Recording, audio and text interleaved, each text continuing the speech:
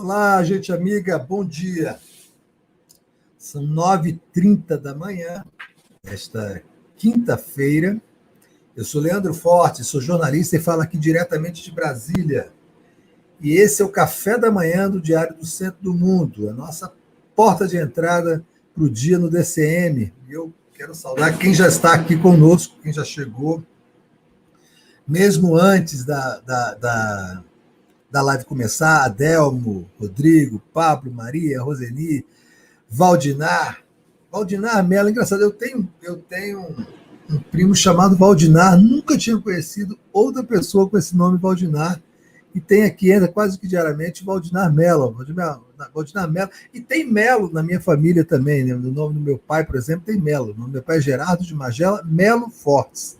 Então nem sei se o Valdinar Mello é do Piauí, que se for do Piauí, deve ser meu parente. E Gustavo Bocher, Thomas Shelby. Thomas Shelby é ótimo. Não sei se vocês conhecem a personagem de Thomas Shelby do Peaky Blinders. É uma super série da Netflix.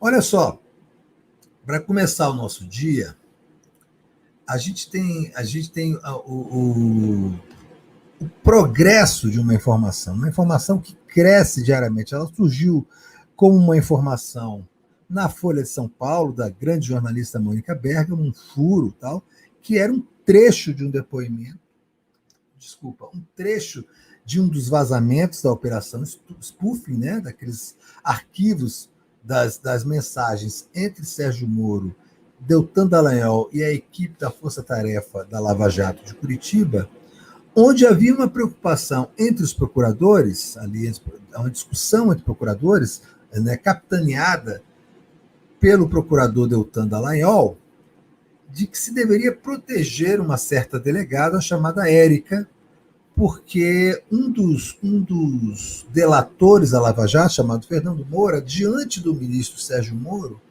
ele disse o seguinte: ele viu, o Sérgio Moro leu, como é de obrigação do juiz, leu o depoimento dele dado à Polícia Federal da delação que ele fez, para ele constatar que realmente era aquilo que ele havia dito. Ele falou: olha, não, eu não disse nada disso. Quer dizer, eu não disse tudo isso. Foi o que ele falou. Botaram coisa a mais aí, porque eu não falei isso. Foi uma grande jogada desse Fernando Moura, do advogado dele, porque eles sabiam que, na verdade, ele não tinha falado nada.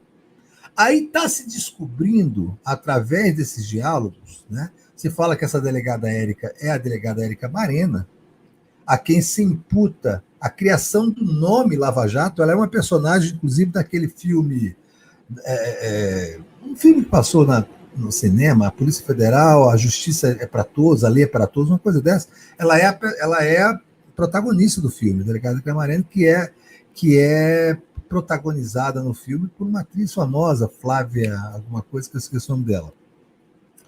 E aí o seguinte, se descobriu que esse Fernando Moura, na verdade, não deu depoimento nenhum. Havia, dentro da Lava Jato, um procedimento ilegal. Flávia Alessandra, muito obrigado, Sara Góes. Havia um procedimento dentro da Lava Jato que é uma coisa absolutamente escandalosa, que está sendo chamada pela defesa do presidente Lula de terceirização de depoimentos. Olha, tem coisas que só o Brasil faz. Que diz que o brasileiro tem que ser estudado pela NASA. Vocês conseguem imaginar que a Lava Jato tinha um procedimento ilegal, irregular, clandestino, subterrâneo, que se apelidou de terceirização de delações, terceirização de depoimentos, que consistia no seguinte: o advogado falou assim: olha, meu cliente quer delatar, não precisa nem tomar o depoimento dele na Polícia Federal. A gente mesmo prepara o depoimento com tudo que eu quero, né? Ter o advogado e o cliente. Tudo que a gente quer que se coloque dentro da delação, entrega esse documento pronto e o delegado só assina. O delegado do inquérito, para vocês entenderem a gravidade disso, você precisa entender a simplicidade desse crime. O delegado do inquérito, ele só pode lavrar um depoimento depois de ouvir o depoente. É o que se chama no inquérito policial de oitiva. Feita essa oitiva, Eu sei porque eu já fui oitivado muitas vezes, porque eu já fui processado muitas vezes como jornalista. Então, você vai dar o seu depoimento ao delegado, né, o presidente do inquérito, ou alguém indicado por ele, um delegado de polícia. Isso na Polícia Federal ou na Polícia Civil, não faz diferença. Terminado esse depoimento, o escrivão lê esse depoimento e entrega uma cópia para você verificar se aquilo que você disse é o que foi registrado. Você, então, assina, então, ok, eu concordo. Aí o delegado assina isso e encaminha para o Ministério Público. Na Lava Jato está se descobrindo agora, a partir dessa confissão do Dallagnol, dessa discussão do Dallagnol com outros procuradores sobre a delegada Érica, de que os advogados preparavam no próprio escritório deles essa delação e o delegado só assinava, sem gravação, que é obrigatória, sem leitura para o depoente, que é obrigatório, e sem a oitiva, que é parte fundamental da investigação e do inquérito policial. Vocês estão entendendo o que a Lava Jato era? A Lava Jato era um tribunal de exceção onde as regras do Estado de Direito foram completamente subvertidas na sua essência. Não era um desvio aqui e outro acolá. Eles criaram um próprio código de funcionamento, né, um código penal próprio, um código de processo penal próprio, um código de investigação policial próprio, para fazer uma perseguição política específica que visava lá na ponta prender o ex-presidente Lula, prender um homem inocente, tirá-lo das eleições de 2018, como ele foi tirado, para eleger um demente, um fascista, um genocida para presidente da República. Esse foi o trabalho da Lava Jato. Enquanto ela fazia isso, ela destruiu a indústria naval, a indústria de base, a indústria de construção civil, lançou 14 milhões de brasileiros no desemprego, destruiu o sistema econômico para prender um homem inocente, para tirar o PT do poder e para encher as burras de dinheiro desses marginais da República de Curitiba, desses procuradores bandidos da República de Curitiba, e esse ex-juiz Sérgio Moro, que é um chefe de quadrilha e que tem que ser processado e metido em cana por muitos anos, para servir de exemplo para outros canalhas como ele dentro do Poder Judiciário. E agora estão contaminando o inquérito policial, eles contaminaram o inquérito policial. Eles contaminaram um processo de investigação dentro da Polícia Judiciária da União. Isso é uma coisa muito grave. A Polícia Federal é a Polícia Judiciária da União, ela tem uma missão muito importante como instituição. E os caras criaram um método que o advogado preparava a delação no escritório dele, escrevia, e o delegado assinava, provavelmente sem ler. Aí o que fez esse Fernando Moura na delação? Muito espertamente. O advogado escreveu, na hora que o Sérgio Moro leu, ele falou, não, aí tem coisa que eu não falei. Por que ele falou isso? Porque ele tinha certeza que ninguém ia poder provar o contrário, porque não foi gravado. E aí, igual, assim, as baratas tontas lá começou uma série de diálogos desesperados lá na República de Curitiba, né, na quadrilha de Curitiba, da Força da Lava Jato, da Procuradoria-Geral da República. Os caras desesperados, o que a gente vai fazer? A gente não gravou. A Érica pode pegar falsidade. Significa o seguinte, que os delegados envolvidos nessa terceirização criminosa poderão ser processados por falsidade ideológica. Se isso acontecer, essas pessoas serão, além de processadas criminalmente, demitidas do serviço público. Olha a gravidade do que estava acontecendo e que a gente está descobrindo agora. E todo dia tem uma coisa pior do que a outra aparecendo. Né? Esse imbecil desse doutor Dallagnol, esse fanático religioso patético, esse sujeito medíocre, que por isso mesmo foi escolhido para fazer esse serviço sujo, ele vive dando kkk. Toda a mensagem dele, como toda mensagem de gente retardada nas redes sociais, podem ver toda a mensagem de gente retardada nas redes sociais, sobretudo de gente retardada da direita, tem no finalzinho kkkkkkk. Todas as mensagens desse idiota, desse doutor Dallagnol, tem um kkkk no final. Dona Marisa morreu, kkkk. O neto do Lula morreu, kkkk. Vamos usar o dinheiro da Lava Jato para viajar para a Suíça para andar de esqui, kkkk. O risco está bem pago nas minhas palestras, kkkk. Esse débil mental passou 2, 3 anos rindo da cara do Poder Judiciário, do Estado de Direito e da população brasileira. Eu até peço para quem é de esquerda, parem de usar essa porra de kkkk. KKKK é para retardado de direita. Usem hahaha, hehehe, hihihi, o cacete a 4. Deixem o kkkk para esses retardados da direita.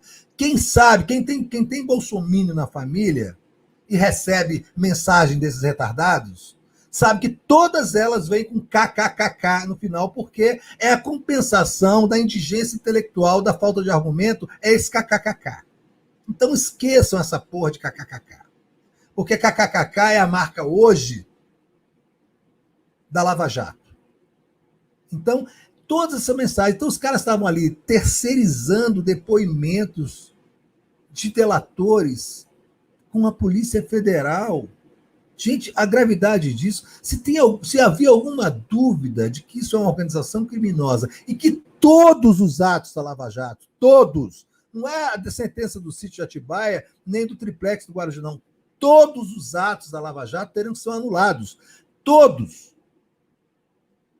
Se prender um ladrão de galinha no sertão do Cariri pela Lava Jato, esse cara tem que ser solto hoje. Porque era uma quadrilha, uma organização criminosa que criou códigos de processos próprios contra o Estado de Direito democrático do Brasil, contra a Constituição, contra o Código Penal, contra a lei. Então não há mais o que se discutir sobre a Lava Jato. Essa terceirização de depoimentos é a pá de cal no túmulo dessa quadrilha. Esses caras destruíram o país, entregaram na mão de um fascista, de um demente, de um genocida, para prender um homem inocente. Essa gente tem que tomar uma surra de vara de marmelo e salmoura. Porque não é possível que o Supremo Tribunal Federal agora não decrete a nulidade de todos os processos da Lava Jato e abra um processo criminal contra esses criminosos de Curitiba e esse ex-juiz safado, bandido, ladrão.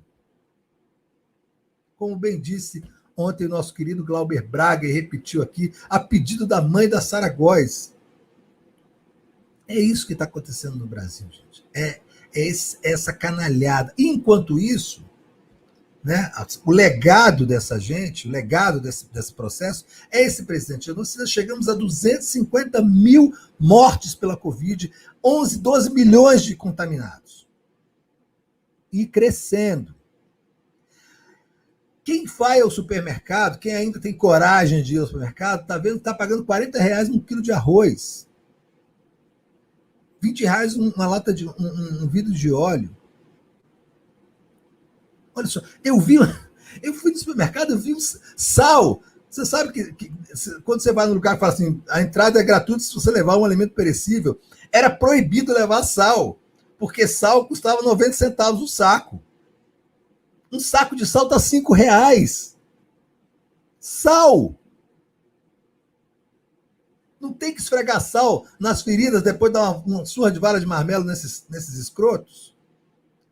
Então, assim, e tudo isso é um grande turbilhão que tem uma questão essencial envolvida, que é o aumento do preço dos combustíveis. O descalabro que virou o aumento dos preços dos combustíveis. Gasolina, R$6 o litro, diesel, R$5 o litro, etanol,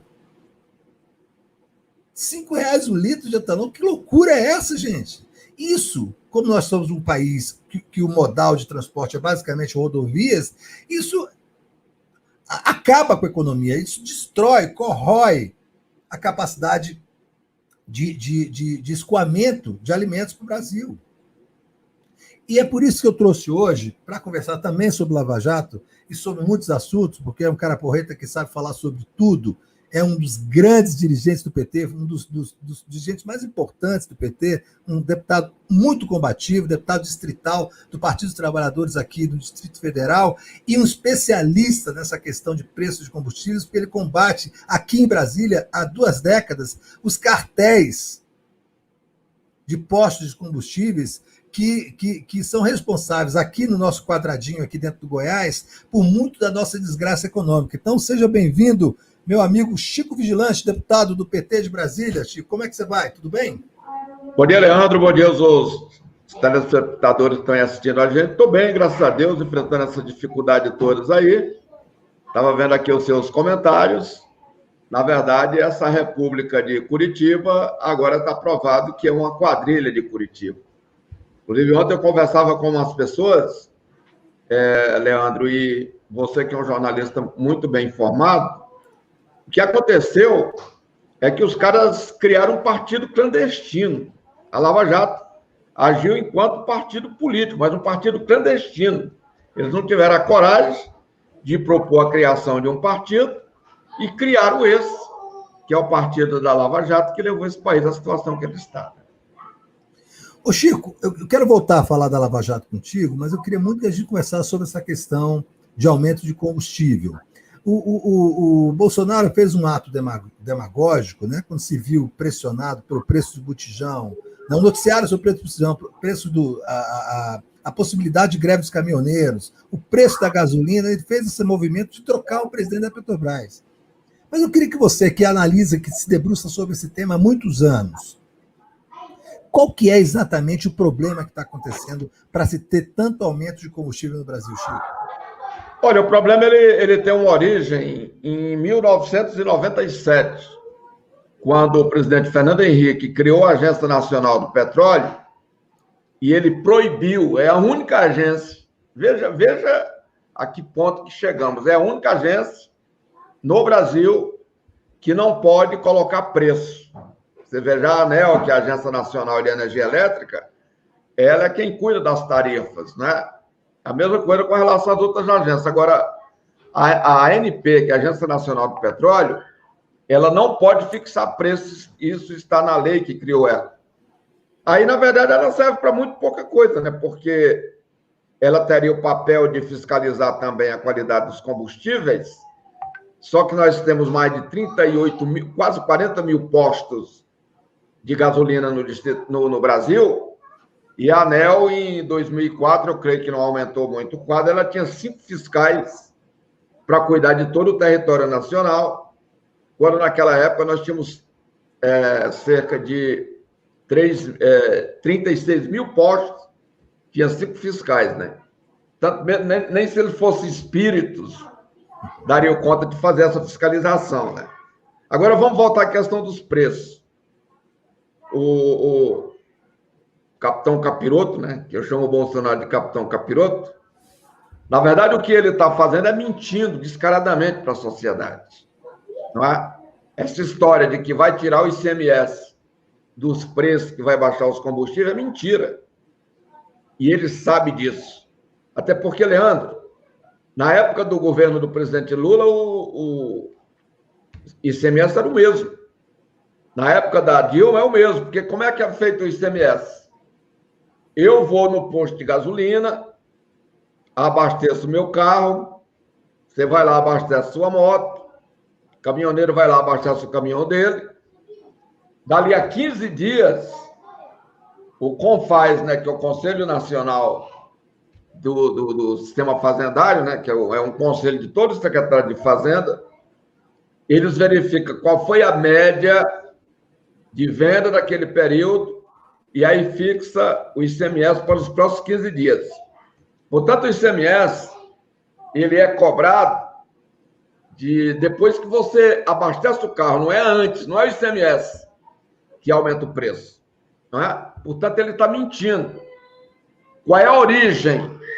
E ele não tem coragem de enfrentá-la. Quem é o responsável pelo preço da gasolina, do óleo diesel e do gás de cozinha no Brasil hoje? O único responsável chama-se Michel Temer, que dolarizou o preço, ou seja, atrelou ao dólar e ao preço internacional do barril de petróleo. O capitão Capiroto assumiu e ampliou ainda mais essa política destrutiva. Agora, você, Leandro, que é jornalista, eu sou deputado, trabalhador caminhoneiro que está assistindo a gente recebe em real, não é em dólar. Não é em dólar que a gente recebe. Por que eles fizeram isso? Para remunerar os investidores internacionais. Porque 43% das ações da Petrobras foi vendida para gente do exterior, ou seja, para capitalistas e investidores fora do Brasil. Portanto, o objetivo deles é remunerar essa gente e lascar com a vida de nós, consumidores. E aí ele joga com a desinformação das pessoas, dizendo que se acabar com o ICMS vai diminuir preço, dizendo que se acabar com o IPI vai diminuir preço. Não é? Aí outra pergunta que eu faço. Quem é que precisa de saúde pública? Pobre e classe média. Quem é que precisa de educação pública? Pobre e classe média. Não é? Portanto, se você acabar com os impostos no Brasil, como alguns canalhas capitalistas, né? Sanguessugas que vivem às custas da gente, fica pregando, quem é que vai sofrer mais?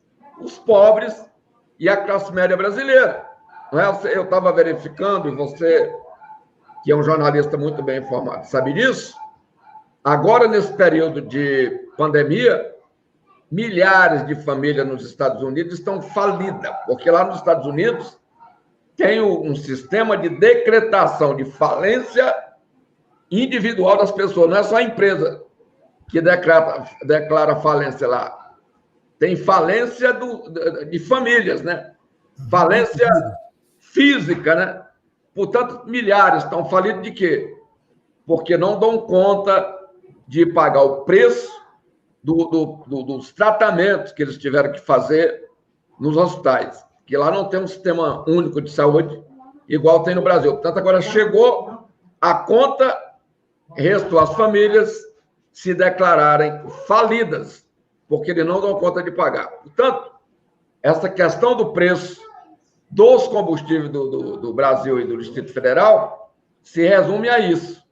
A canalice de um governo que está preocupado em remunerar os investidores estrangeiros, né, que é quem dita, e prejudicar a gente. Inclusive, Leandro, eu vou aproveitar aqui, você conhece um professor chamado Boaventura da Silva Santos?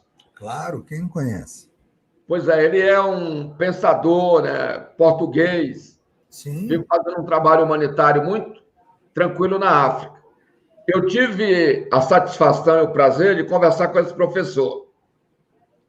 Foi quando eu ofereci um título de cidadão honorário para ele. Ele tinha vindo fazer uma palestra em Brasília, e aí eu fiquei uma meia hora conversando com ele, e aí eu vou te revelar aqui uma das passagens da nossa fala. Ele disse o seguinte: ô Chico, que ele me tratando com a maior simplicidade também, palavras dele, você acha que o Saddam Hussein foi derrubado no Iraque porque ele era um sanguinário? Que toda a imprensa publica que ele era um sanguinário e tudo. Você acha isso? Aí ele disse mais: você acha que o Gaddafi na Líbia, que tinha transformado a Líbia num país desenvolvido, não é? Um país onde não tinha mais analfabetismo, não tinha morador de rua, todo mundo tinha emprego. Você acha que ele saiu porque era um sanguinário? Fizeram uma guerra para tirar ele? Aí ele disse: você acha que a guerra do Golfo, por que foi tudo isso? Aí ele disse, depois dele dizer tudo isso, aí ele disse: quando vocês descobriram o pré-sal aqui no Brasil, vocês não se prepararam para o que viria para cima de vocês? Falou: vocês são muito inocentes. Saddam Hussein saiu do Iraque, não é porque ele era um sanguinário, porque tem outros sanguinários aí apoiados pela política norte-americana, inclusive ditadores e tudo. A mesma coisa com o Gaddafi. Falou que tirou eles, foi o petróleo. Portanto, vocês aqui no Brasil, o golpe contra a Dilma, não é porque ela era corrupta, que está provado que ela não era corrupta, e ele falou, e eu falo isso no mundo inteiro. Saiu por causa do pré-sal, que vocês descobriram que era um passaporte para colocar o Brasil como uma nação desenvolvida, acima de tudo investindo na educação. Falou, só que vocês são inocentes. Vocês não se prepararam para a reação que viria comandada de fora. Realmente veio. E aí está a explicação da raiz do golpe. Por que derrubaram a Dilma, mulher nela. Concordo em gênero, número e grau. Que eu sei que a descoberta do pré-sal, aliás, como qualquer país da América Latina, as riquezas dos países da América Latina são também as suas maldições. Na história da América Latina, quem contou isso de maneira maravilhosa foi o Galeano, no seu livro As Veias Abertas da América Latina, que ele mostrava exatamente como cada riqueza de cada país da América Latina, da América do Sul, da América Central, cada país do Caribe também, as riquezas são as maldições dos países, porque imediatamente o imperialismo se volta para tomar essas riquezas. E as ferramentas para tomar essas riquezas na América Latina nunca foram semelhantes às que se usa do Oriente Médio, que é a invasão pura e simples de território. Porque na América Latina, Chico, eles têm aliados tão poderosos dentro desses países que não precisam mover uma palha como não moveram aqui no Brasil.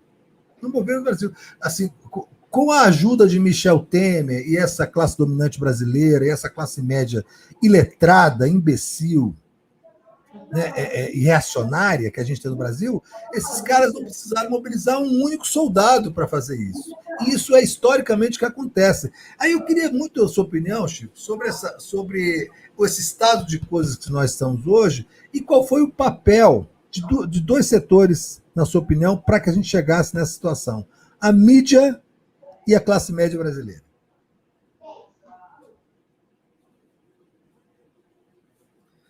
Está mutado, Chico. Está mudo. Na verdade, Leandro, são 3 setores. Nada disso teria acontecido sem a conivência do judiciário. Portanto, nós tivemos o papel da mídia golpista, de um empresariado atrasado, né, ganancioso, que financiou, inclusive, trabalhadores vestidos de pato, né, aquele patinho amarelo da Fiesp, em todos os recantos do Brasil, não é? Uma classe média imbecilizada e as Forças Armadas que deram cobertura a tudo isso, né? Sem o papel decisivo das Forças Armadas, nada disso teria acontecido. Tanto você teve a imprensa golpista, você teve o judiciário que legalizou o golpe, né? Através da conivência e da covardia do Supremo, né? Que não se fez Supremo exatamente naquele momento, e chegamos ao desfecho que nós temos hoje. E aí, o que é que eles fizeram? Eles deram o golpe achando que ia colocar um deles no poder, né? Quem sabe o Alckmin, o próprio Aécio, né? Que naquele momento ainda não estava bichado do jeito que está o outro. Só que a dose, eles carregaram tanto na dose que eles terminaram desembocando no Bolsonaro. E agora a situação está igual a um conto que tem do cabo que faz um acordo com o diabo, né? O cara vende a alma para o diabo, aí o diabo toda hora está cobrando com juros o que ele comprou. É o que aconteceu. Eles venderam a alma para o golpe, o resultado, o Satanás é o Bolsonaro, que agora está aterrorizando a vida deles, né? Essa é a realidade. E quem é que está pagando o preço? Nós, povo brasileiro, com o maior índice de desemprego da nossa vida, com um arroxo brutal dos salários, e está provado que arrochar salário não resolve crise, com a precarização do sistema de saúde, segurança e transporte, né, e com desemprego, né? Você nunca viu tantas pessoas desempregadas, desesperançadas e desalentadas como a gente tem no Brasil hoje. E te digo, para a gente recuperar esse país, devolver a capacidade que a gente tinha, quem sabe ao ano de 2012, nós vamos levar no mínimo 10 anos para voltar ao que nós éramos em 2012. Essa é a minha análise. Chico, eu queria falar contigo aqui um pouco sobre Brasília. Quando eu cheguei em Brasília, agora em janeiro, completou 31 anos que eu cheguei em Brasília aqui, de mala e cuia, vindo de Salvador. A cidade era uma cidade muito mais agradável do que é hoje, o Distrito Federal era um lugar muito mais agradável do que é hoje, mas tinha uma condição política muito interessante. Era uma cidade extremamente progressista, Brasília. Era, inclusive, uma espécie de laboratório para pesquisas eleitorais por conta da sua mistura de pessoas de todos os cantos do Brasil, mas era uma cidade basicamente extremamente progressista e tinha uma visão de futuro. Enfim, passados 30 anos, Brasília, o Distrito Federal, se transformou num ambiente extremamente reacionário, né, de funcionários públicos, de uma elite de servidores públicos muitíssimo reacionária, mesmo a classe dos vigilantes, que é uma classe pioneira nas lutas populares aqui no Distrito Federal, você bem sabe disso, porque você fundou o Sindicato dos Vigilantes aqui. Mesmo assim, alguém até comentou isso aqui no chat, assim, a maioria dos vigilantes, né, no Brasil, não sei exatamente como votou maciçamente no Bolsonaro e se aderiu ao bolsonarismo. O que aconteceu, Chico, nesses 30 anos, nessas 3 décadas, sendo que quase 15 anos foi de governos populares do PT, para que um lugar como Brasília, que era um nicho do progressismo político no Brasil, se transformasse num ambiente tão reacionário a ponto de eleger um sujeito como esse Ibanez Rocha? Olha, eu não sou nem um sociólogo, mas tem alguns fenômenos que explicam isso. O inchaço que houve, né? O crescimento desordenado da cidade, né? Você hoje tem mais de 600 mil moradias, né? Em áreas com problema. Você tem um outro fenômeno também que precisa ser avaliado, e acho que especialmente a esquerda e setores progressistas não estão verificando isso, que é a entrada de determinados setores das igrejas na política, né? São verdadeiros partidos, né? Eu sempre comento, Leandro, que na década de 80, 70, final da década de 70, década de 80, você pega na igreja católica a qual eu faço parte, você citava aqui no mínimo 10 ou 15 cardeais, né, de ponta da luta libertária, né? Hoje eu não tenho notícia de nenhum, né? Bispo, né? Você tinha centenas. Hoje também não tem notícia de nenhum, não é? Portanto, houve um retrocesso. E tem mais a questão da chamada essa linha chamada das igrejas de prosperidade, né? Valdomiro, Edir Macedo, né? E outros, não é, que vão lá na favela vendendo um passaporte para o céu, como ninguém voltou para dizer que foi atendido naquele passaporte que ele comprou, as pessoas continuam acreditando, né, de que é possível, através daquela situação, deles realmente ir para o céu, né? E aí eles fazem política, transforma o púlpito da igreja, a tribuna deles ali para um discurso único, né? Porque ele não permite outro pensamento adentrar aquela igreja, e as igrejas viraram todas comitês da política dessa gente. Então, talvez isso explica o retrocesso acontecido aqui no Distrito Federal, e creio que esse retrocesso atinge todo o Brasil.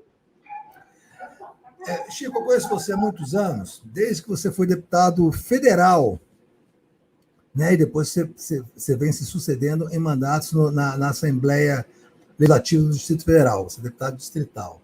E você sempre, você citou agora, você sempre teve uma relação muito próxima com os movimentos progressistas dentro da igreja, tá? E até com o seu fundo de tela é a Santa Ceia. E você falou agora que, mesmo na Igreja Católica, se perdeu esse movimento em algum momento.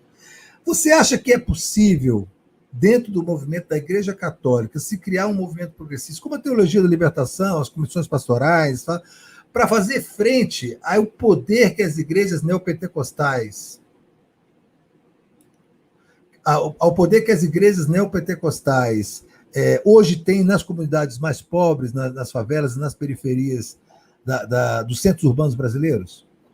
Olha, Leandro, o Papa Francisco tem sido um bálsamo, né? Um alento, né? Para o futuro, inclusive da religião, o futuro do pensamento da nossa Igreja Católica. Só que ele é muito perseguido, você sabe que lá a coisa não é fácil também, né?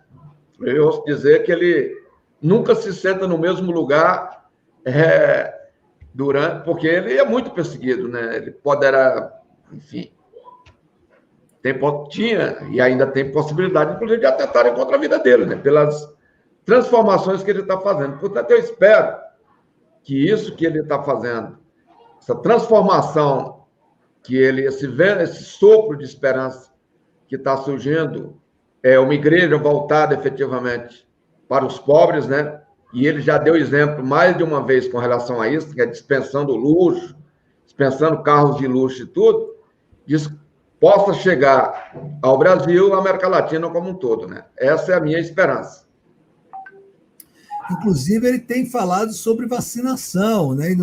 Na contramão do que acontece aqui no Brasil. A gente tem um problema gravíssimo de gestão sanitária, a gente chegou a 250 mil mortos, e aqui no Distrito Federal, aqui no nosso quadradinho, a situação é muito grave. As pessoas comentam muito Amazonas, o Norte, Rio de Janeiro e tal, mas esquecem de falar que, por exemplo, aqui no Distrito Federal, a gente tem a maior relação entre número de infectados, né, por habitantes, para cada 100 habitantes.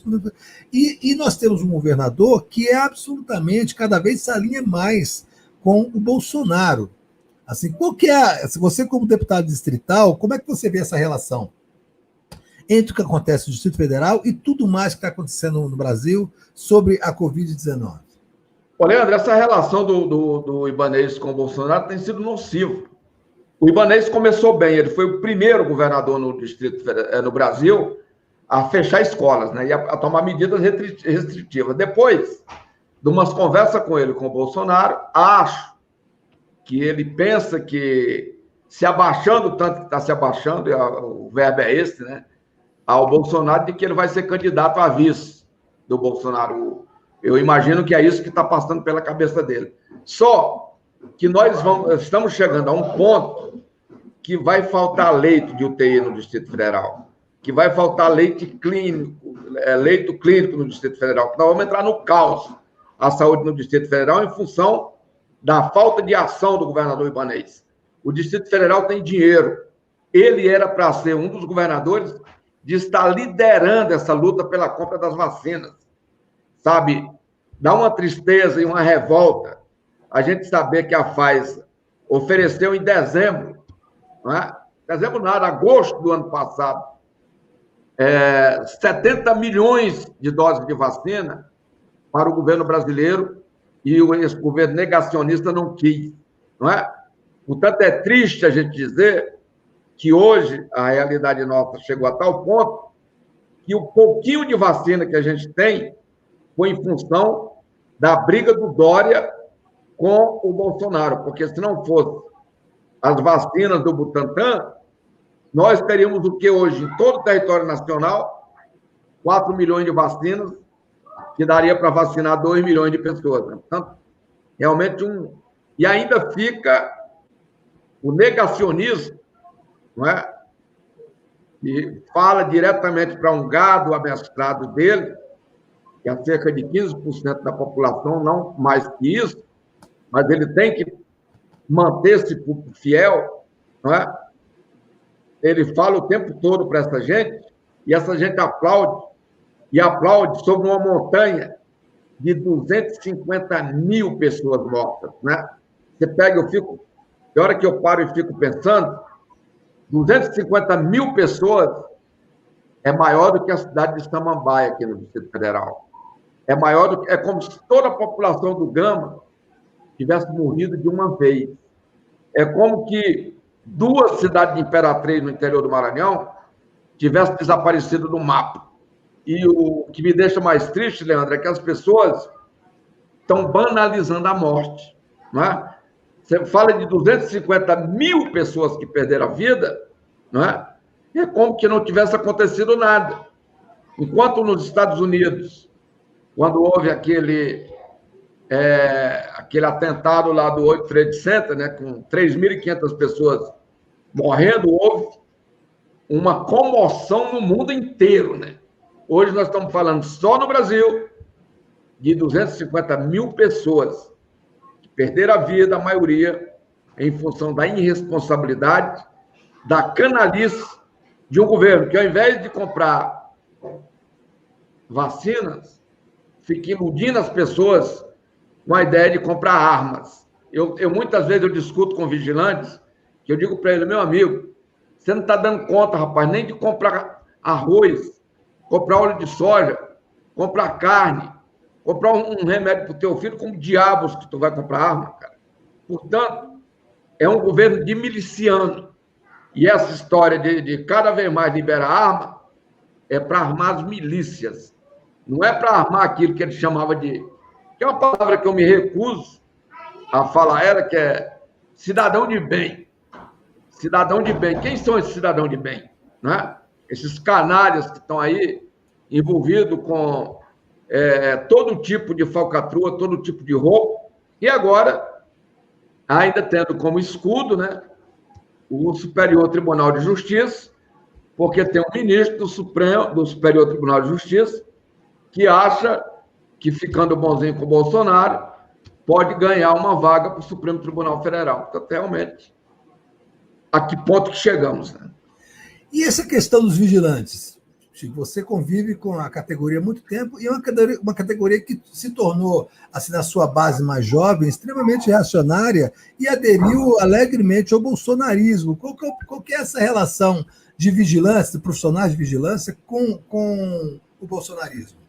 Esse negócio é explicável pelo seguinte: o vigilante, ele trabalha armado, né? Ele gosta de arma. E aí esses canalhas, Bolsonaro, Ox Lorenzoni e outros, fizeram discurso e mais discurso de quem, ganhando as eleições, iriam liberar o porte de arma para o vigilante. Ou seja, o vigilante deu andar armado por aí. Não liberaram coisa nenhuma, mas iludiram, infelizmente, grande parte desses companheiros que são amantes de armas e acham que seria liberado esse porte para eles. Então, quer dizer, é uma esperança, eles tinham a esperança de fazer parte dessa turma armada pelo Bolsonaro. O Lula ontem disse uma coisa interessante na entrevista que ele deu ao Brasil 247, depois ele tuitou isso, né, algumas vezes durante o dia, de que o Bolsonaro, com essa política de armamento desvairada, ele está querendo fazer o Brasil voltar a ser uma espécie de velho oeste, né, onde as pessoas andem armadas, se sintam seguras porque estão armadas, quando, na verdade, o uso do armamento é uma coisa muito perigosa, muito específica, por isso que só devem andar armados os militares e os policiais que têm treinamento e têm um objetivo para isso, né, Chico? Agora, essa interface dos vigilantes e essa cultura que está se estabelecendo no Brasil, na verdade, é uma falsa polêmica, você falou bem. Uma é porque eles querem armar as milícias, mas outro lance que eu acho até mais perigoso, Chico, é porque eles querem abrir uma janela para aumentar o poder de fogo do latifúndio, o poder de fogo dos barões do agronegócio, dos fazendeiros ligados aos movimentos mais reacionários contra os movimentos dos trabalhadores sem terra. Eu não tenho a menor dúvida de que o principal objetivo, na verdade, e essa demanda veio muito mais da bancada ruralista do que da chamada bancada da bala. Eles querem ter a oportunidade de comprar mais armamentos de forma legal, de forma mais barata, em maior volume, o que também acontece com as milícias, que não vão parar de comprar armamento contrabandeado, que é mais caro e mais arriscado, e passar a comprar armamento legal, mais barato, em maior quantidade, não é isso? E tem um outro, você tem razão na sua análise, mas tem um outro componente que eu vivo imaginando, que é o seguinte: o Bolsonaro sabe que vai perder as eleições em 2022. Ele tem clareza disso. Ele sabe de que ele está se tornando insuportável. E o que ele quer fazer? Ele quer fazer a mesma coisa que o Trump fez nos Estados Unidos. Ou seja, ele quer armar uma milícia dele para fazer o enfrentamento e não entregar o poder. E, como ele é sanguinário, ele não acredita na paz, ele não acredita na negociação política, porque ele nunca participou disso, que ele era um renegado dentro da Câmara, um inoperante, um incompetente. O que ele quer? Ele não tenha dúvida de que ele imagina jogar esse país no impasse, quem sabe partindo para uma guerra civil, e por isso é que ele está armando a turma dele, né?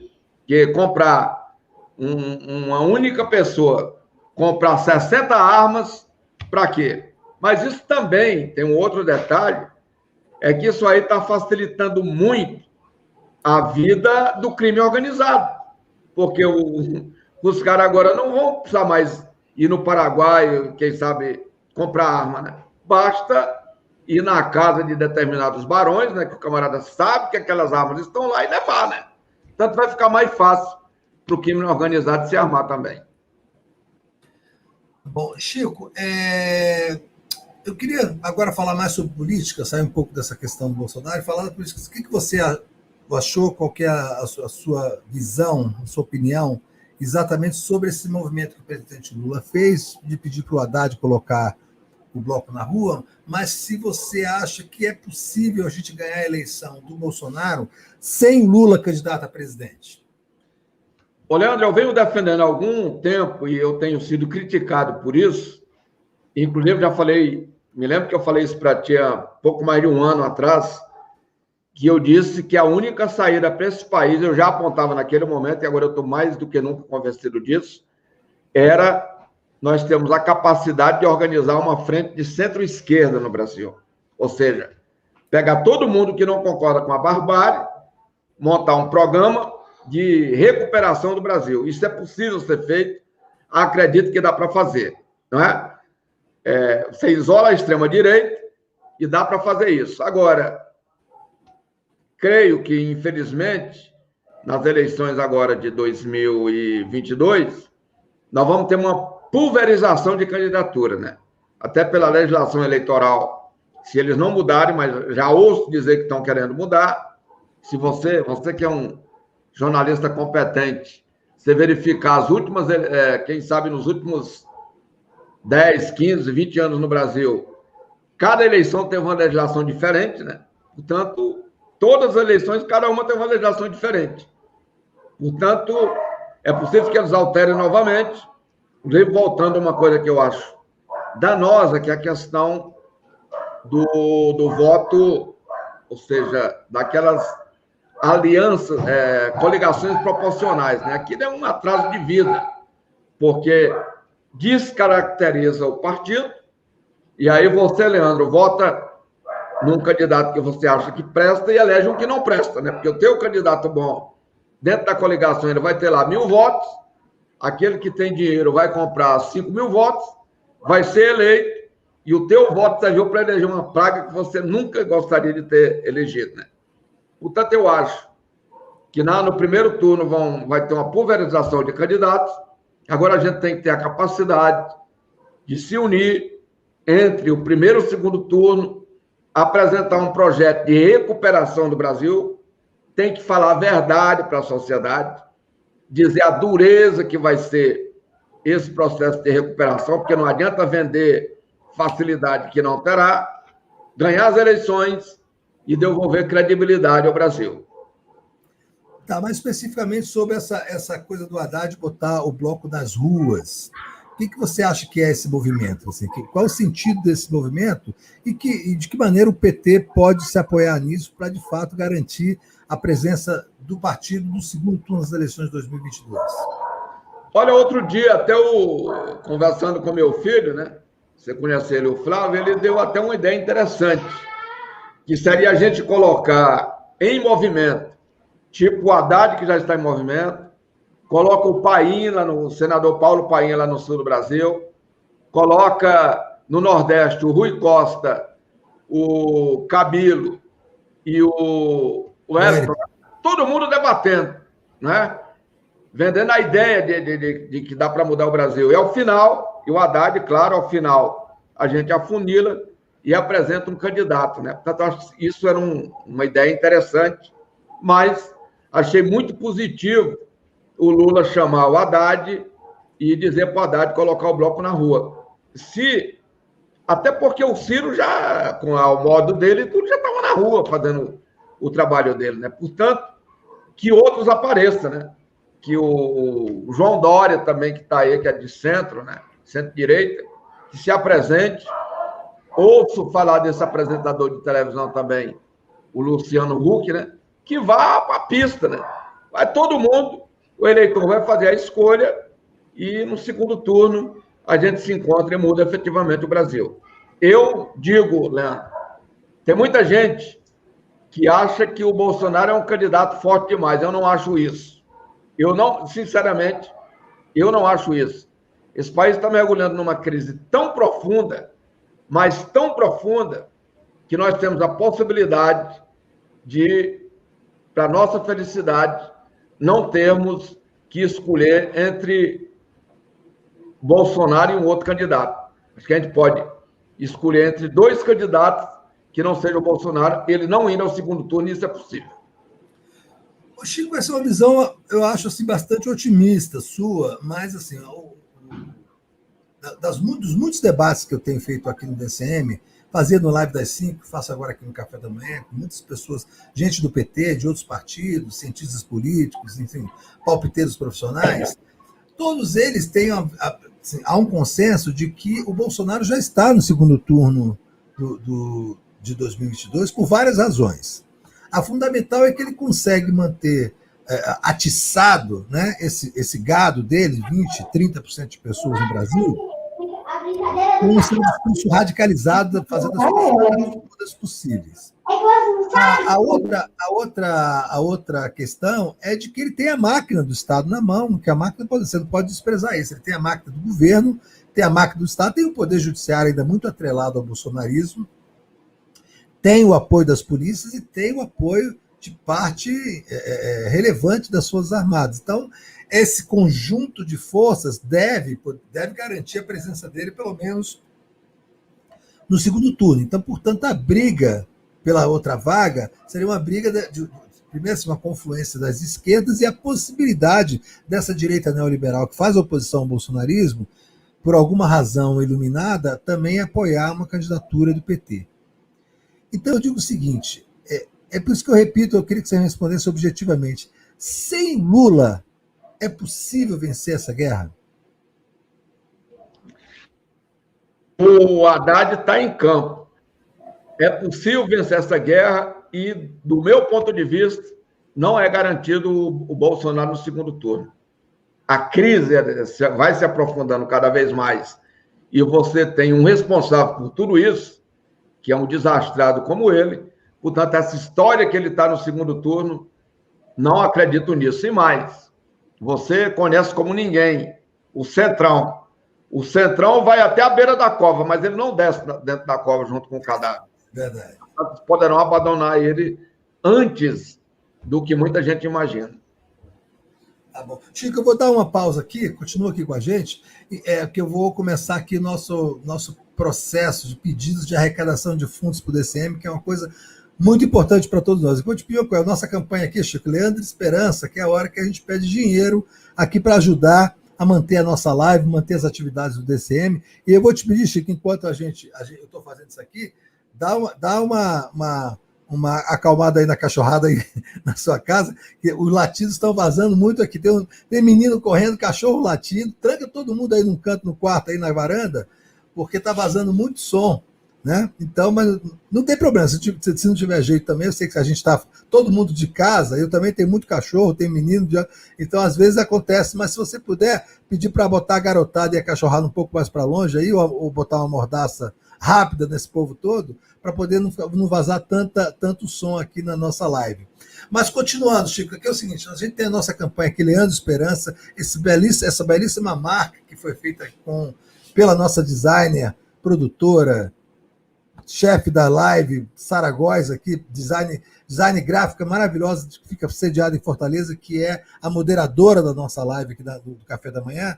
Ela fez essa marca linda, maravilhosa, baseada na obra imortal de Romero Brito, para a gente mostrar como você pode, a qualquer momento, com uma merrequinha de nada, com R$ 2,99 por mês, se tornar membro do DCM e nos ajudar na nossa luta diária para manter o site aberto, as lives funcionando, as reportagens sendo feitas, porque, Chico, nós sofremos muito assédio judicial, já são mais de 60 processos de bolsonaristas, principalmente contra o DCM, querendo asfixiar o site financeiramente, exigindo indenizações absurdas. Né? Isso são ataques contra o site e ataques contra os jornalistas que fazem parte do DCM. E não é só o DCM, não. Os sites de esquerda todos estão sofrendo muito com isso. O Luiz Nassif, por exemplo, está sendo asfixiado. Ele escreveu um artigo, assim, um artigo emocionante, dizendo que ele é um cabra marcado para morrer pelo Poder Judiciário, porque os juízes se voltaram contra ele. Então, são dezenas de processos que se acumulam para calá-lo, para bloquear a conta, para deixar o sujeito sem dinheiro para comprar pão.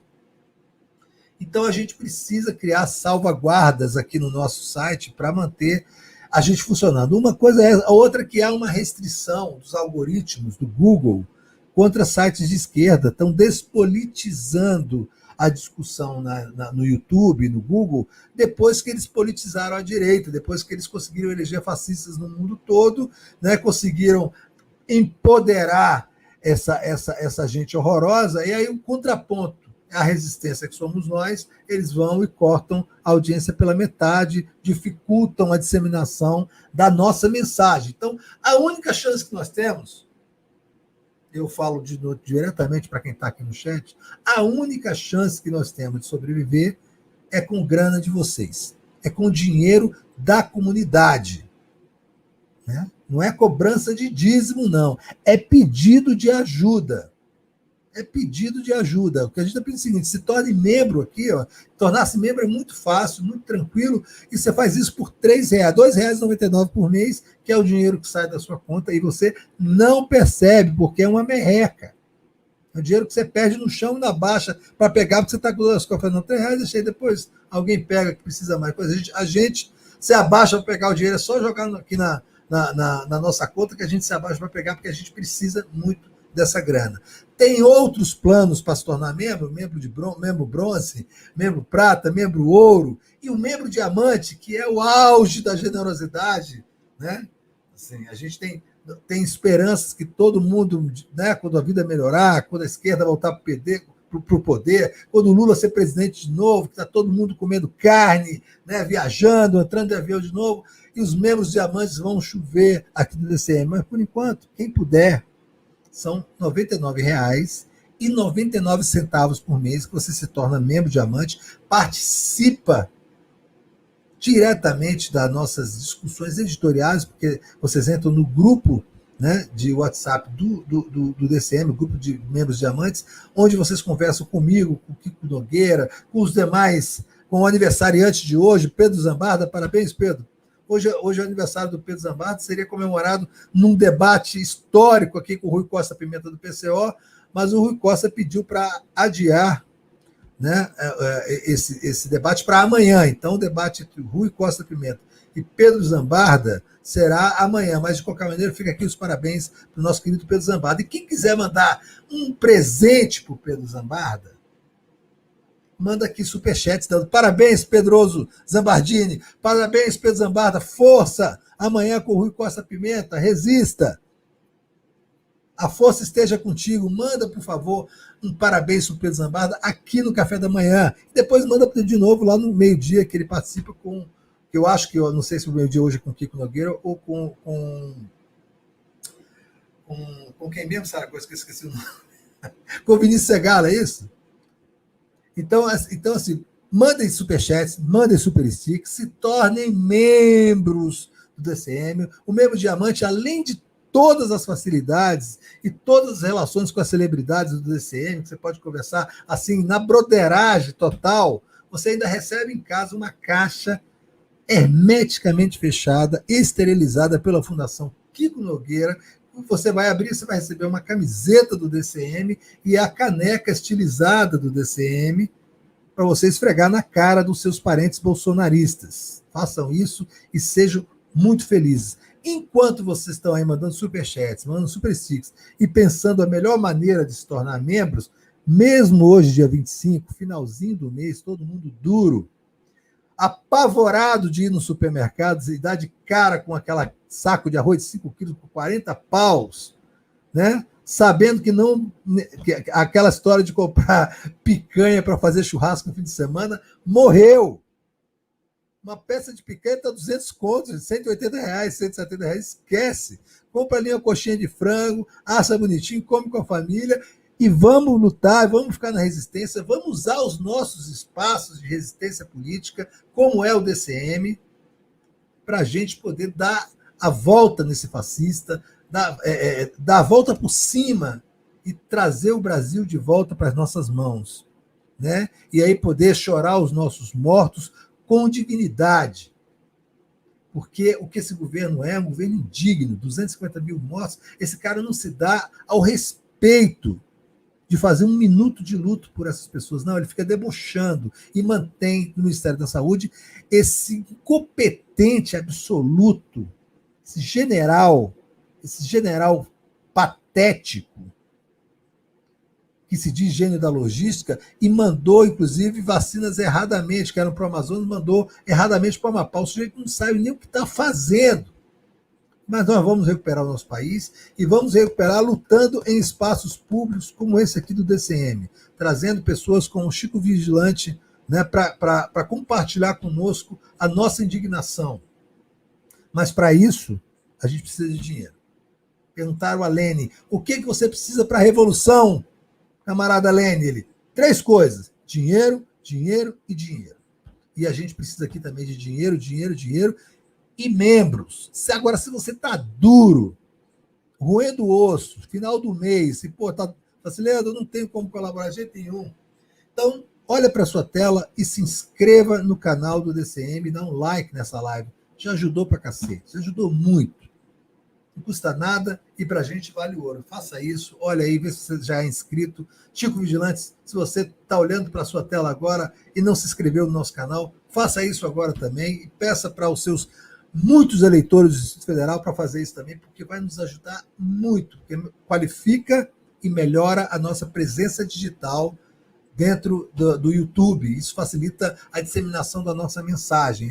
É uma forma de nós resistirmos também ao cerco do algoritmo. E, claro, compartilhem muito a nossa live, passe adiante, chame os amigos. Se você está sem grana, manda um zap para aquele seu amigo rico, né? Todo mundo tem um amigo mais rico. Fala, pô, cara, entra lá agora lá e manda se torna membro do DCM, dá uma ajuda, participa, tá bom?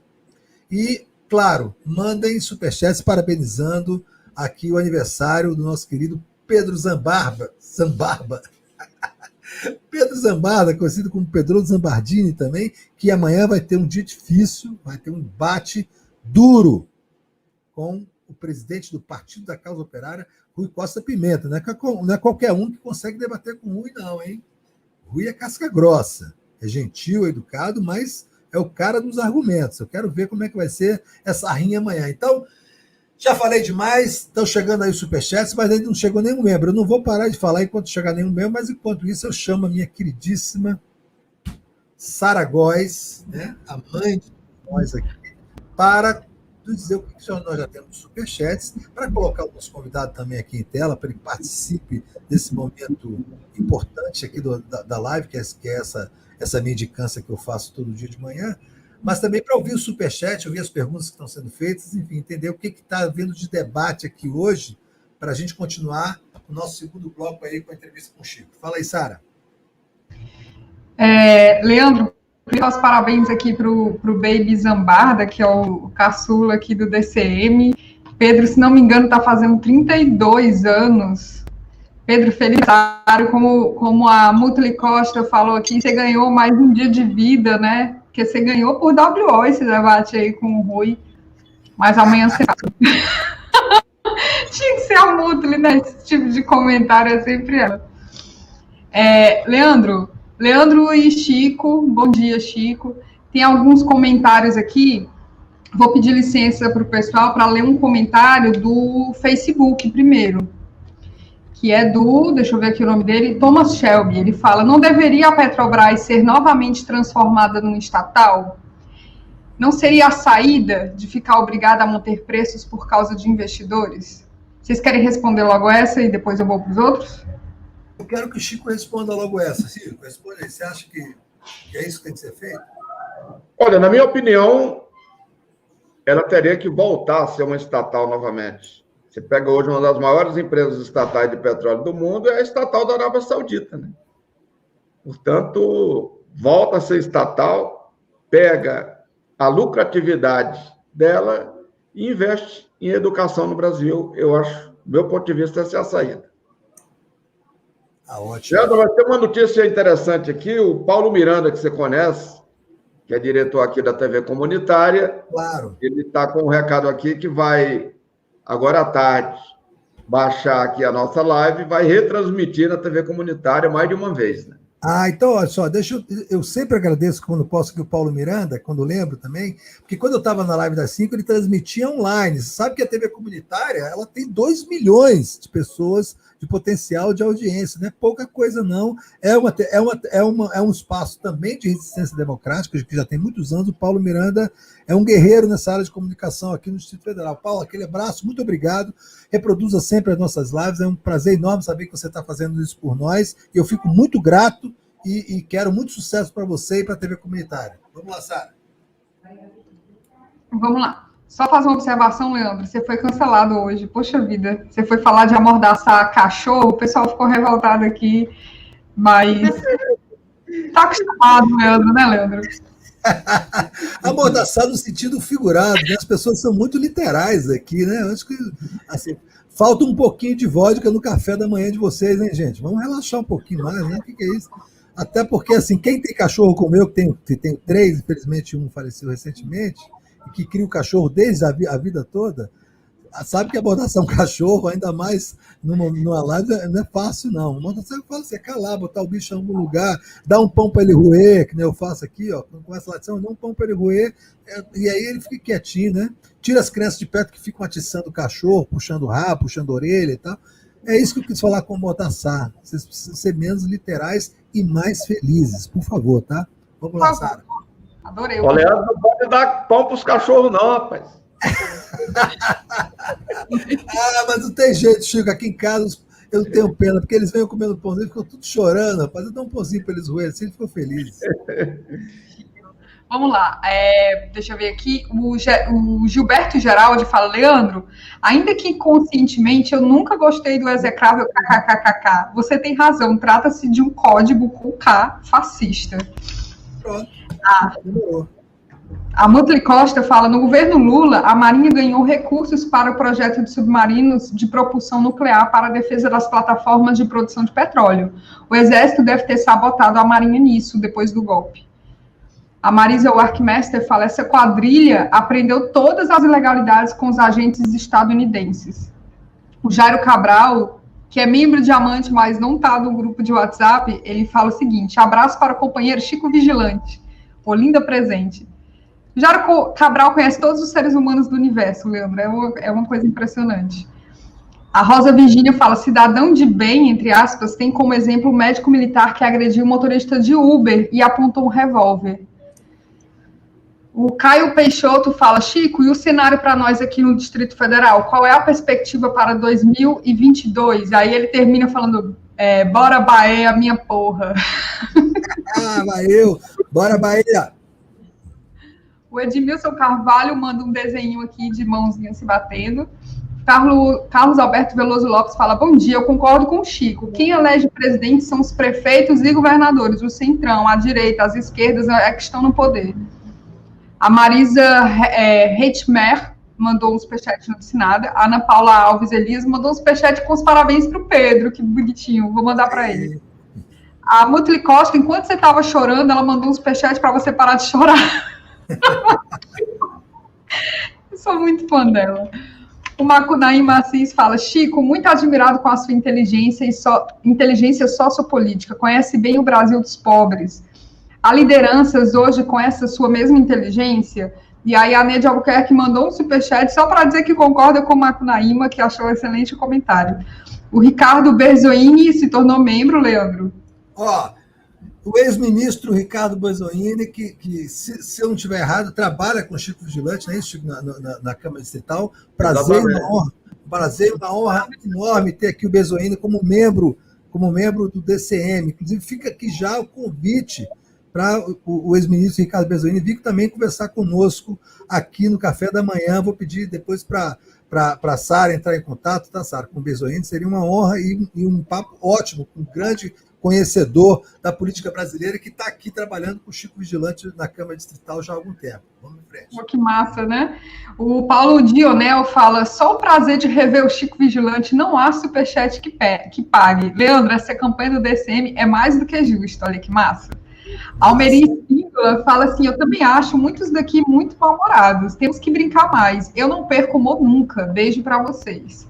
Só sobre isso, teve uma vez que escreveram, que mandaram um recado para o Kiko Nogueira, que é o Comodoro aqui do DCM, reclamando que eu e a Sara ríamos demais. Olha só, tem gente mal-humorada na direita, a direita é mal-humorada, mas gente mal-humorada na esquerda é um fim da picada. Vamos acabar com as ranzizices, reclamar que eu e a Sara ri demais.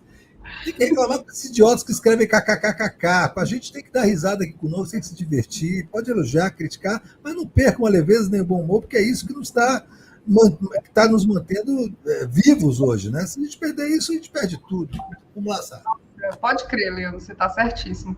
O Roberto Félix Pinto mandou um cachorrinho aqui. Ih, Leandro, provocação. Tô brincando, viu, Roberto? A gente sabe que você é dos nossos.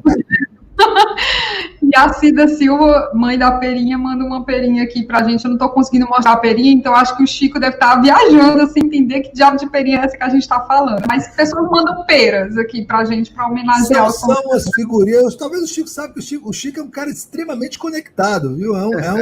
Uma das preocupações dele desde sempre é entender e participar da internet, das redes sociais. É um cara muito ativo nas redes sociais. Então, talvez saiba que as perinhas são as figurinhas que o YouTube disponibiliza para mandar dinheiro para os chats, para as lives. É isso. Leandro, sobre aquele comentário da sabotagem no projeto de propulsão nuclear da Marinha, a Milena Pinheiro mandou um superchat falando assim, não foi o Sérgio Moro que sabotou esse projeto? É uma pergunta. E o Samuel Gomes manda um superchat falando assim, Leandro, como é que estão as reservas cambiais que os governos do PT deixaram? Tem alguma coisa ainda? Pronto. Já sobre reservas cambiais, assim, não é a minha área, eu não mexo muito com economia, mas eu sei, até porque eu ouvi recentemente na live do ex-ministro Aloysio Mercadante, que é economista, dizendo que o PT deixou quase 370 milhões, né, de dólares em reservas cambiais, e é por isso que o Brasil não quebrou. Se o PT não tivesse deixado essas reservas, o Brasil teria quebrado. Leandro, fala. Eu não sou economista, mas a verdade é o seguinte, quando o Lula assumiu o governo em 2002, 2003, nós tínhamos em caixa 30 bilhões de dólares, o que não dava absolutamente para nada, não dava nem para pagar os juros. O Lula pagou o Fundo Monetário Internacional, foi uma maneira de fazer com que eles não continuassem vindo aqui dar palpite. Todos nós que temos um pouco mais de idade deve estar lembrado de uma mulher aterrorizadora, né, chamada Ana Maria Ju, né, que vinha com a pastinha dela, descia no aeroporto, ia para o Banco Central para controlar. Está lembrado daquele tempo? Sim, claro. O jornalista acompanhava os passos dela ali, né? Portanto, eles, lá dos Estados Unidos, mandavam diretamente aqui. O Lula, para libertar o Brasil, pagou o Fundo Monetário Internacional e aí nós pudemos fazer todas as políticas que o Lula fez de distribuição de renda. E quando a Dilma foi deposta, né, derrubada nesse golpe que aconteceu em 2016, ela deixou em caixa 380 bilhões de dólares, né, que é o que está sustentando o Brasil até hoje. Se não tivesse deixado esse recurso em caixa, o Brasil já teria afundado. Sim, definitivamente. Inclusive, o Mercadante falou que o governo Bolsonaro já torrou 40 bilhões de dólares. Mesmo assim, continua com um caixa gordo, cheio, que o PT deixou, que os governos do PT deixaram como reservas cambiais. Se não fosse isso, o Brasil teria quebrado, estaria pior do que a Argentina, que o Macri deixou a Argentina. Mas, felizmente, tem ainda essa reserva, mas o problema é que esse cara ainda tem tempo de queimar muito dessa reserva, porque é o pior governante que o Brasil já teve, em todos os sentidos, inclusive no sentido da gestão econômica.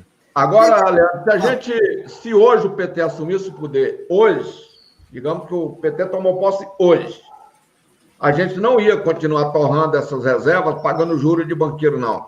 Nós iríamos pegar uma parte dessa reserva, alguns bilhões, e investir no desenvolvimento do país, ou seja, infraestrutura, que é quem gera emprego imediato e tudo, transformar o Brasil num canteiro de obras.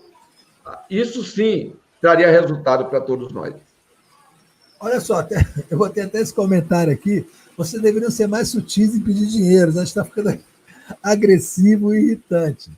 Você nem é agressivo, agora pode ser irritante, mas agressivo é uma maneira bem-humorada, né, debochada. A gente tem a campanha Leandro Esperança, que é assim, é aquela história assim, a gente não pode fingir que não precisa, Chico, porque a gente precisa. Aqui não tem patrocinador. Pensa bem, a mídia tradicional, ela é muito agressiva na forma de pedir dinheiro, porque ela tem publicidades as mais agressivas do mundo para pedir dinheiro, né? E as formas mais cruéis de arrancar dinheiro dos seus anunciantes, inclusive com chantagem, com achaque. Aqui a gente está pedindo ajuda, né? E não é agressivo, é assertivo. E eu vou ser sempre assertivo, porque se a gente não tiver a ajuda de vocês aqui, a gente vai para o buraco. E sem os sites de mídia independente, o buraco vai se alargar, porque volta a ter a hegemonia absoluta dessa mídia tradicional, que é uma mídia venal, é uma mídia reacionária e é uma mídia que não se importa com o Brasil, né? Ela tem os seus interesses próprios, ela é a responsável principal de ter colocado o Brasil nesse buraco. Então, a gente tem que sobreviver, e para sobreviver, eu vou ser diariamente aqui assertivo. Precisamos sim de grana, e essa grana só pode vir de vocês. Se vocês puderem ajudar, ótimo. Se não puderem, a gente compreende. Mas eu vou pedir assertivamente todo dia aqui. Tá vendo, Chico, como é que são as coisas? Então, olha só. Voltando... É exatamente isso, Leandro. Eu acho muito importante, inclusive quero pedir aos trabalhadores, às trabalhadoras que estão assistindo a gente aí nesse momento, eu sei que está difícil, a inflação está voltando, né? O custo de vida realmente está muito alto, mas vamos ajudar o DCM, né? Inclusive, Leandro, tem um detalhe que quando eu passei a ler o DCM, né, e já faz muito tempo, me parece que ele era ditado de Londres, né?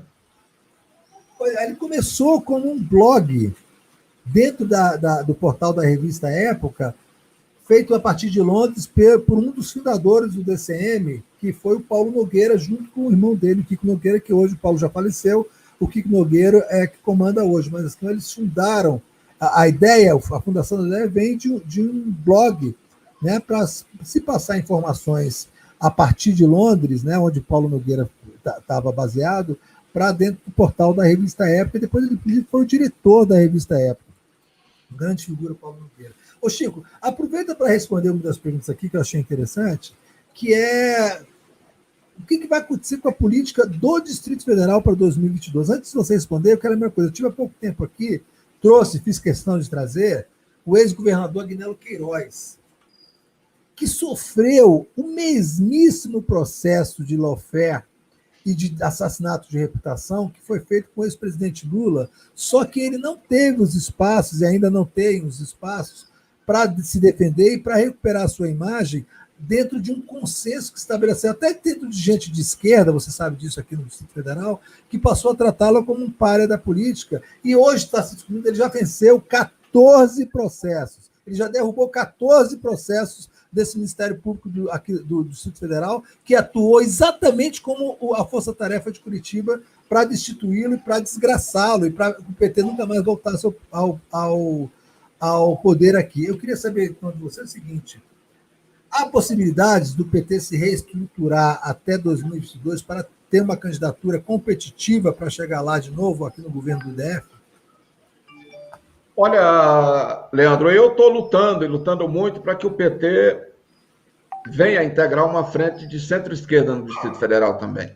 Eu estou convencido da necessidade disso daí, acho que é possível, e nós temos a possibilidade real de ganhar as eleições em 2022 em fazendo isso. A questão do Agnello, eu sempre digo, e um dia a história vai mostrar, o quanto que o Agnello foi injustiçado. Se você verificar, quando o Agnello assumiu o governo do Distrito Federal, só para quem está assistindo a gente ter uma ideia, nós tínhamos uma única creche pública no Distrito Federal. Uma única creche da Secretaria de Educação do Distrito Federal. O Agnello saiu do governo entregando 36 centros de ensino infantil e deixando 60 licitados, que eles não terminaram até hoje. Foi o governo que mais construiu UPAs aqui no Distrito Federal, recuperou hospitais, contratou 36 mil servidores através de concurso público para a educação, para a saúde e para a segurança, não é? Deu aumento, todos os anos deu aumento para os servidores, o último, que era de 5%, o Hollenberg não cumpriu e nem o Ibanez, não é? Tinha um projeto de integração no sistema da mobilidade do Distrito Federal, construindo o que nós fizemos, que foi esse BR Transporte Sul, né? BRT do Gama, Santa Maria, plano piloto, já estava licitado Planaltina, plano piloto, e Ceilândia, plano piloto. Pararam com tudo isso, não é? Construíram mais de 20 mil habitações no Distrito Federal, portanto, recuperamos todas as estradas do Distrito Federal. Portanto, foi um governo que fez, e fez muito. Agora, muito mal compreendido, até porque a gente tinha a nossa, cá para nós, a nossa comunicação do governo Agnello era a anticomunicação, né? Talvez por isso que a gente perdeu as eleições da maneira que perdeu. E como é que faz? E como é que se reagrupa para ganhar a eleição de 2022? Vai ter isso que nós estamos conversando. Hoje nós temos uma experiência interessante, já na Câmara Legislativa, que foi a capacidade de formar um bloco PT-PSOL. Espero que a gente tenha a capacidade de unir PT, PDT, PSOL, PSB também, lançarmos um candidato ou uma candidata com um plano de recuperação do Distrito Federal para ganhar as eleições aqui em Brasília. Nós temos, infelizmente, hoje um governador que, quando nós estamos vivendo uma das maiores crises de saúde pública do Distrito Federal, o governador se dá o luxo de ficar agora brigando com o Ronaldo Caiado. Eu não tenho nada, absolutamente nada, com o Ronaldo Caiado, mas eu digo, o Ibanez está errando. O que ele deveria fazer hoje, nesse momento, era convidar o Ronaldo Caiado, convidar o governador de Minas e até mesmo o governador do Tocantins, juntos, e ao ministro da Saúde exigir os recursos necessários para tratarmos do nosso povo e não ficar falando bravata, coisa que ele jamais poderá fazer, que é dizer que vai fechar as fronteiras do Distrito Federal para não receber paciente de Goiás. Aí eu pergunto ao governador Ibanez, e os pacientes de Brasília, que em função da falta de atendimento, da destruição que vocês fizeram do hospital de base com esse maldito Instituto de Gestão Estratégica, que acabou com uma das melhores escolas que a gente tinha, talvez na América Latina, que era o hospital de base, e agora tem mais de 1.000 pessoas na fila para morrer de câncer, pacientes estão indo se tratar em Goiás. Sabia disso, Leandro? Paciente de Brasília, hoje, portador de câncer, está indo se tratar no estado de Goiás, porque Brasília não atende. Pois é, e demonstra a absoluta falta de conexão com a realidade do governador do Distrito Federal, com o que acontece com a população daqui de Goiás desde sempre. Há uma enorme população de municípios goianos que trabalham e vivem praticamente em Brasília. Né? Cidades como Águas Lindas, que são super populosas, e a cidade de Goiás, são cidades dormitórios. As pessoas vêm trabalhar aqui. Valparaíso, Goiás, as pessoas vêm trabalhar aqui. Ele vai fechar as divisas. E como é que essas pessoas vão vir trabalhar? E ele sabe que é bravata, porque é inconstitucional. O artigo 5º da Constituição brasileira garante o atendimento do brasileiro pela saúde pública, onde quer que ele esteja. Portanto, o Ibanez não pode estar fazendo bravata, está igual o Bolsonaro, joga uma frase de efeito, jogando com a população desinformada. Para cima de mim não cola. Já disse.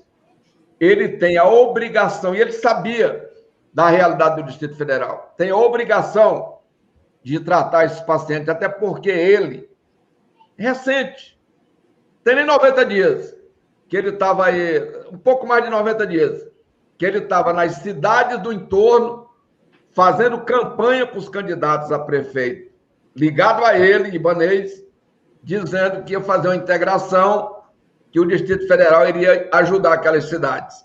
E agora, na hora do vamos ver, como diz lá no Maranhão, na hora do pega para capar, aí ele fica querendo, fazendo bravata, tá mentindo, que ele não pode, dizendo que vai fechar as fronteiras do Distrito Federal. E aí tem alguns desalmados também que ficam aplaudindo. Aí, para esses que ficam aplaudindo, eu pergunto, se fosse a sua mãe que estivesse morando em Águas Lindas de Goiás, em Brasilinho ou em Valparaíso, você ia aplaudir o Ibanez dizer que ia fechar para sua mãe não ser atendida? Portanto, vamos agir enquanto ser humano. Vamos ter um pouco mais de solidariedade entre a gente, coisa que anda escassa nesse país e que as autoridades têm contribuído muito para isso. Tá bom. Olha só, Sara Góes, o que nós temos ainda aí de superchats? Já temos outros membros ou foi só o nosso querido Ricardo Bezoin? A Sara tá... Quem que foi, Sara Góes? Não posso falar, não? Tá com a boca cheia, comendo biscoito, né? É o fim da picada, tá vendo o que eu tenho que passar por aqui? Ainda reclamam que eu peço dinheiro. A nossa moderadora não pode falar porque ela tá lá enchendo a boca de biscoito e está engasgada lá bebendo água e não pode vir aqui para ler os nossos superchats. Então, olha só, enquanto a Sara Góes bebe água e se desengar... voltou aí. Muito bem, Sara, tá precisando de um tapa nas costas aí, qualquer coisa? Não posso, né? Não posso ter que falar isso para dizer que eu estou pregando a violência. O pessoal não quer que a gente fique rindo, cara. Como é que faz? Olha, Sara, o que nós temos ainda de superchats e tal? Estamos esperando outros membros, hein? Já veio aqui o ex-ministro Ricardo Bezoini, assim, uma presença luminosa. Muito obrigado, um prestígio saber que ele está nos assistindo, que está participando aqui, que está nos ajudando. Mas sigam o exemplo do ministro Bezoini e também se tornem membros, né? Tem aí R$2,99, gente. Não vou mais falar sobre o assunto, já estão reclamando, eu estou falando demais, mas R$2,99 se tornem membros. E vamos ouvir o que tem de superchat, tem algumas perguntas aí para a gente já encaminhar para conversar mais com o Chico Vigilante em seguida. Vamos lá. O Carlos Eduardo fala assim, Leandro, espero em breve tomar uma contigo no Bar do Omar. Lembrando que o Bar do Omar fica na Rua Sara. Rua Sara, no Morro do Pinto, do bairro do Santo Cristo, do centenário tradicional bairro do Santo Cristo, bairro portuário da cidade de São Sebastião, do Rio de Janeiro. Sensacional. O José Carlos Machado da Cunha fala para a manutenção do bom humor e assertividade nesse café da manhã. Um abraço ao meu deputado. Mentira. A Adriana Carla Amorim fala, parabéns, baby Pedro. Leandro, precisamos lembrar as pessoas que a vacina não é cura, ela é prevenção. Tá dado o recado. A Mutli Costa fala, tá bom, de novo. Botou superchat porque você chorou de novo. Ela é maravilhosa, gente. O Emerson Carvalho de Souza tá um pouco nervoso aí no chat. Beijo, Emerson. E deixa eu ver aqui. O pessoal tá repercutindo essa coisa da risada, né? Tá falando que gosta dessa vibe, que ela é muito assertiva, como falaram, mas ela é muito bem humorada aqui no nosso chat. Quando você falou de risada, o pessoal tava morrendo de rir, pedindo direito. O pessoal dando aqui a carteirada de luta, né? Eu tenho tantos anos, já lutei, não sei o que, eu tenho direito de rir sim, ora, mas rapaz. E o Ted Boy Romarino, muito gente boa, fala, Sara Vanucci, a comedora de biscoitos do DCM. Tem uma história que ele foi demitido, né? Porque ele estava comendo. Não tinha essa história? Não, o Vanucci. Não tinha uma história que ele estava comendo um sanduíche, aí colocaram ele ao vivo na Globo. Aí foi bom que repetir. Eu lembro mais ou menos. Falecido Vanucci, né? Isso. Ó, e a Adriana Calamori aí, ó. Esse é só para mandar um beijo pro fígado do Leandro. Porque aqui, Chico, a gente não faz coraçãozinho, não, a gente faz fígado. Coraçãozinho é coisa de esquerda da namastê, esquerda cirandeira. A gente aqui trabalha com fígado, não é com coraçãozinho, não.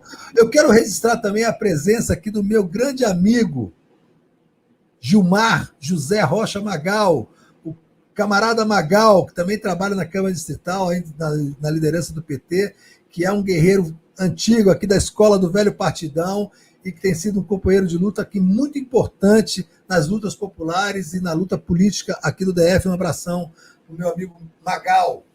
Então vamos lá, Chico, eu queria desde já agradecer a sua presença, agradecer você ter vindo aqui conversar conosco. Você sempre foi e sempre será um grande debatedor, um parlamentar que na Câmara dos Deputados, depois na Câmara Distrital, sempre foi um dos principais parlamentares dos parlamentos onde você esteve. Eu sei que você recentemente foi apontado como o parlamentar mais popular aqui da Câmara Distrital, preocupadíssimo sempre de entender e ter presença no mundo digital, de usar as redes sociais, de se atualizar, né, de não se acomodar diante das novas tecnologias. Então fica aqui desde já a minha gratidão e eu peço para você fazer as suas considerações finais para a gente, né, se despedir aqui na nossa live, por favor.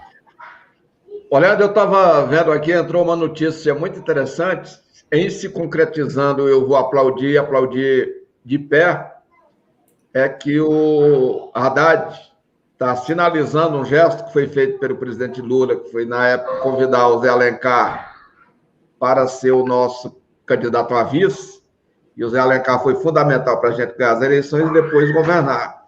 E o Haddad está lembrando esse gesto que foi do convite ao Zé Alencar e está sinalizando que irá fazer um convite à Luísa Trajano, né, que é a diretora a dona do Magazine Luiza, para integrar a chapa sendo vice do Haddad. Eu acho que, se ela aceitar, a gente sinaliza para o Brasil e para o mundo uma mudança para valer, uma mudança real, efetiva e carinhosa para esse país, né? Portanto, vou torcer e pedir a Deus que ela aceite, né? No mais, é agradecer esse convite que você me fez, me colocar à disposição de vocês, a hora que precisar, é só chamar que estaremos aqui, né? Muito importante, bem descontraído esse bate-papo nosso, né? Me lembra muito lá o interior do Maranhão, o lugar onde a gente comia piaba assada com farinha de puba e gongo de coco, que muita gente não sabe o que é. Bom demais, Chico. Olha, prazerzão. Muito obrigado, viu? Grande abraço e nos vemos aí na luta. Obrigado, um abraço, gente. Até logo. E eu continuo aqui, antes que a Sara Góes enlouqueça, encerre a transmissão, com a minha queridíssima Sara. Cadê você, Sara? Tá comendo biscoito de novo, Sara? Que diabo de larica é essa hora da manhã? Hein? É porque, como eu tenho alergia ao glúten e eu tenho poucas opções, porque eu também não como carne, eu estou desenvolvendo intolerância à lactose, eu só como biscoito de arroz, Leandro. É a base da minha alimentação. Nossa senhora, daqui a pouco você vai desmaiar ao vivo, então. Você também é vegana, é isso? Sou. Vegana ou vegetariana? Eu era vegetariana e aí a vida me transformou em vegana porque eu estou desenvolvendo essa intolerância à lactose, então não tenho muita opção. Eu acho incrível isso, mas parabéns. Eu acho que o futuro da humanidade, eu estou tendo que ser vegano mesmo, mas infelizmente eu já vou ter morrido quando esse futuro chegar. Então, Sara Góes, olha só, engraçado aqui no Café da Manhã que tem o debate com os convidados e tem os debates que vão surgindo no chat que são muito, muito engraçados, né? São muito interessantes. Aqui. Teve o debate sobre o estar exasperado, falando demais, pedindo dinheiro, parece um pastor. Depois começou um debate sobre a agressividade lá daquele idiota lá do duplo esperma. Aí agora tem gente discutindo aqui outras coisas, enfim. Mas o que eu queria trazer por último aqui para a gente conversar foi essa notícia que eu já tinha visto de manhã, do Haddad está se movimentando para trazer a Luísa Trajano, dona do Magalu, do Magazine Luiza, para ser candidata a vice, para repetir, né, para repetir aquele acerto que foi feito com muita felicidade, com muito sucesso, entre o ex-presidente Lula e o ex-vice-presidente José de Alencar, que já faleceu, que era dono de uma indústria têxtil poderosa, a Coteminas, se não me falha, lá em Minas Gerais e tal. Eu não sei se isso pode dar certo de novo. Eu acho a ideia boa e acho fundamental, porque essa história de você ter, como teve na última eleição, uma chapa puro sangue, PT e PCdoB, é legal, é ótimo. Manuela Dávila é uma pessoa que eu gosto muito, admiro e tal, mas não traz voto nenhum, porque quem vota no PCdoB vota no PT no segundo turno, vota numa aliança tranquilamente. Eu não preciso cooptar eleitores do PCdoB para votar num candidato do PT. Mas a Luísa Trajano, assim como o Zé de Alencar, ela tem, além de tudo, um valor simbólico, né? Acena ao empresariado dentro da estrutura eleitoral brasileira e das ideias do Partido dos Trabalhadores, que não é um partido revolucionário, é um partido reformista, de que é possível, sim, retomar o desenvolvimento do país a partir de apoio ao capitalismo brasileiro, ao empresariado, a retomada do desenvolvimento, a abertura de novos créditos, tudo que foi feito e que deu muito certo nos governos do PT, sobretudo nos governos do presidente Lula. Eu acho uma boa ideia, porque a outra ideia, por exemplo, que foi colocar o Michel Temer como vice-presidente, deu na merda que deu. Eu gosto da Luísa Trajano, tenho, claro, as minhas ressalvas, alguém já escreveu que ela é neoliberal. Ela não é neoliberal, ela é liberal porque ela é uma empresária, ela é uma capitalista. Mas ela tem ideias muito mais ela tem um frescor, digamos assim, muito mais interessante do que a maioria dos empresários brasileiros. Né? Ela é contrária, por exemplo, já viu falando à tributação das grandes fortunas, porque ela tem uma grande fortuna. Né? A gente não pode ser ingênuo e achar que existem empresários interessados em uma ruptura real com o sistema capitalista brasileiro e com os sistemas de crédito do país. Esqueçam, isso nunca vai acontecer. Mas é importante ter ao lado empresários que têm visão e dimensão social. E esse é um caso da Luísa Trajano. Você pode achar o que quiser dela, mas esse é um caso da Luísa Trajano. Então você agrega um eleitorado que vence barreiras e desconfianças, que traz um eleitorado mais conservador, mais à direita, mas que não está disposto a continuar com essa besta fera do Bolsonaro na presidência da República. Eu acho que foi um bom movimento e estou torcendo para que dê certo. Eu estou torcendo ainda para que dê mais certo se for o Lula o candidato, vai ser o Lula e a Luísa Trajano, a chapa Lulu, que pode dar muito certo e trazer de volta um alento aqui para nossa vida no Brasil, gente, porque tá foda, gente. Tá difícil demais. Todo dia uma notícia desastrosa, a gente chegando a 250 mil mortos. 250 mil mortos, cara. Assim, eu tô trancado em casa, tenho que sair de vez em quando, mas assim, a maior parte da população não pode fazer o que eu faço. Tá empilhada em ônibus, em trem, tendo que trabalhar, sem perspectiva de auxílio emergencial, um negócio de 250 reais, 300 reais, né? Um auxílio emergencial que só vai sair se tirar dinheiro da educação da saúde, essa PEC, chamada PEC da chantagem. Que coisa louca. Ah, gente, não dá. Eu queria muito estar em outro nível da luta, mas esse é o estado das coisas que estão e é nisso que a gente tem que brigar. Então, quero agradecer muitíssimo. Sara Góes, vai ter dedinho ou eu posso me despedir aqui do público? Tem um superchat aqui, penduradinho. O Gilmar José Rocha fala: Viva o DCM, manda um superchat só para dizer isso. Ah, tá, o nosso querido Gilmar Magal. Magal é uma figura conhecida aqui uma figura folclórica da esquerda aqui do Distrito Federal, um cara que veio do Partidão e que há muito tempo milita do PT e que é um dos maiores especialistas em contas públicas aqui do Distrito Federal, um cara que entende disso, que entra nesses sistemas malucos, codificados e tal, para entender gastos, despesas, orçamentos, e consegue decodificar isso, e por isso você foi uma fonte muito importante para o jornalismo aqui do DF, com uma abração aqui com o querido Magal.